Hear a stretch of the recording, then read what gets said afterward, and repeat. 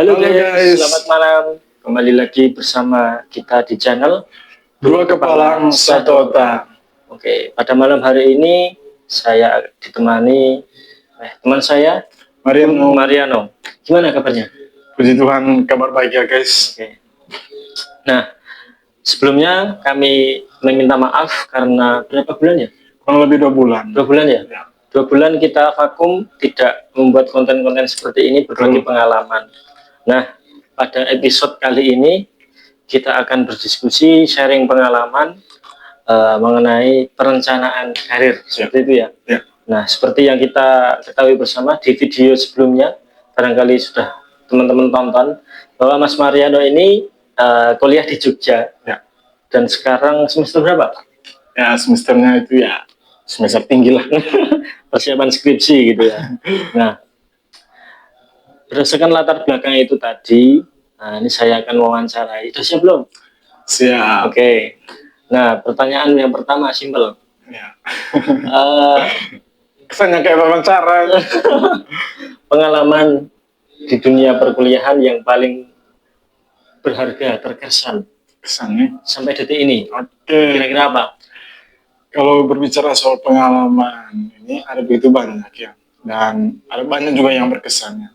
Tapi kalau kita potret lebih jauh lagi, kalau yang berhubungan dengan karir sih saya rasa itu pengalaman yang berkesan itu ketika saya di organisasi. Nah teman-teman, jadi saya memiliki pengalaman bergabung di organisasi ya, itu selama saya kuliah. Dan saya bergabung di organisasi itu waktu semester 2 ya, itu saya bergabung salah satu organisasi di kampus. Dan teman-teman, di sana saya banyak belajar ya. Di antaranya ya terkait dengan kepemimpinan ya, saya rasa itu kerjasama tim, dan juga itu bagaimana mengayomi sesama, dan bagaimana untuk merendahkan yang namanya ego, karena ego itu di sebuah organisasi itu pasti merusak ya. Gitu. Pada intinya yang ingin saya sharingkan kepada Bung Fai dan teman-teman di rumah, bahwasanya pengalaman yang paling berkesan yang menunjang karir saya itu di organisasi tentunya. Oke. Menarik ya ini tadi bahwa organisasi juga bisa menjadi penunjang kita, pengembangan diri kita, terutama untuk karir besok kita ke depan itu seperti apa. Paling enggak bisa membentuk diri kita itu mau jadi seperti apa gitu ya. Ya. Kemudian untuk tantangannya sendiri, nah ini mungkin barangkali teman-teman penasaran tantangan yang dihadapi selama kuliah, kemudian bagaimana perencanaan karir kan biasanya ada tantangan tersendiri ya. Nah itu bisa disaringkan. Oke, jadi saya rasa ini pertanyaan yang menarik juga ya, Bung Fakir. Jadi untuk tantangan tersendiri ini ada beberapa hal yang ingin saya sharingkan kepada teman-teman di rumah atau dimanapun berada. Yang pertama itu tantangan di mana ketersediaan lapangan kerja itu yang sangat terbatas. Itu menurut saya tantangan. Karena kenapa? Realitas yang ada, para pekerja ataupun fresh graduate menghadapi kondisi yang dimana lapangan kerjanya terbatas, berbanding terbalik dengan teman-teman yang fresh graduate yang saya bekerja. Itu menjadi tantangan satu. Lalu yang kedua, ketika menghadapi kondisi sekarang yang serba canggih itu,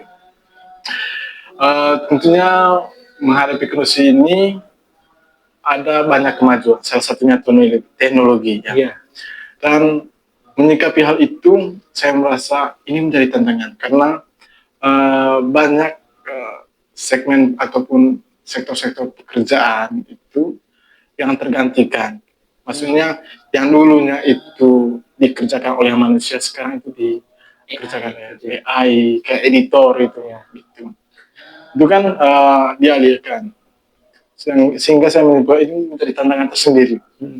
Dan yang terakhir yang mungkin saya bisa sharingkan yaitu tantangan di mana kemampuan yang saya miliki itu masih terbatas ya.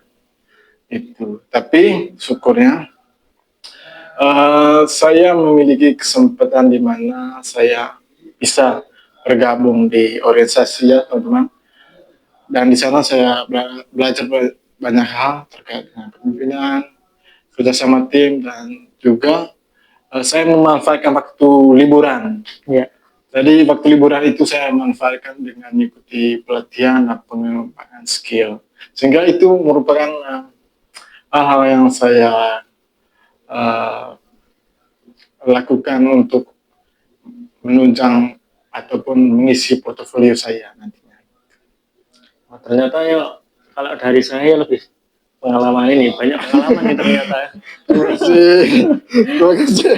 Nah, anak itu di zaman sekarang, Ya, terutama mungkin beberapa ya, perusahaan lah. ya, Nah, itu kan mahasiswa mungkin ada paradoks ya, ya, bahwa setiap perusahaan itu ada beberapa perusahaan yang saat kita melamar pekerjaan karir itu ada yang harus memiliki pengalaman minimal 2 tahun, 1 tahun.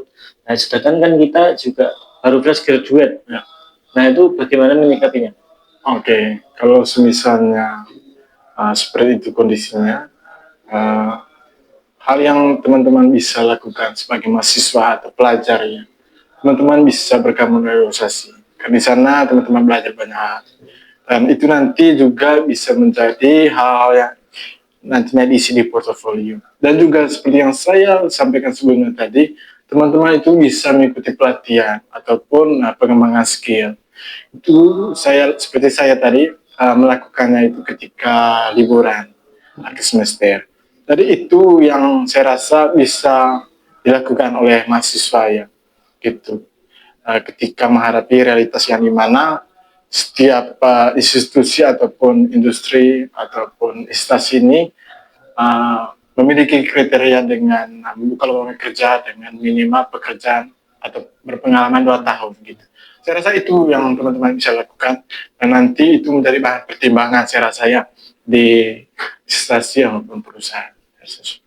Ya, jadi kan kita perlunya pengembangan diri, Ya, kemudian banyaknya ikuti pelatihan. Tadi pelatihan bahasa Inggris juga ya? Saya mengikuti salah satu pengembangan skill berbahasa Inggris. Oh, ya. Gitu. Nah, itu bagus, itu nanti bisa diikuti juga ya teman-teman ini. Ya, tapi itu sih sebenarnya basic ya. Hampir banyak orang sekarang ini yang bisa bahasa Inggris kok.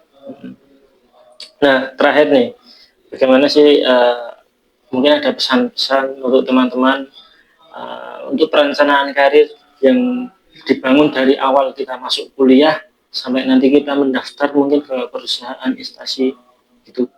Baik, menurut saya saran ataupun pesan yang saya ingin sampaikan bahwasanya teman-teman bisa memulai untuk perencanaan karir sendiri itu dengan bergabung organisasi ataupun mengikuti pelatihan, karena itu menjadi suatu solusi yang dimana nantinya bisa menjadi isi dari portofolio teman-teman, dan juga bisa menjadi pertimbangan dari instansi. Mungkin itu pesan dari saya. Dan juga mungkin ini teman-teman untuk karir ini sebenarnya itu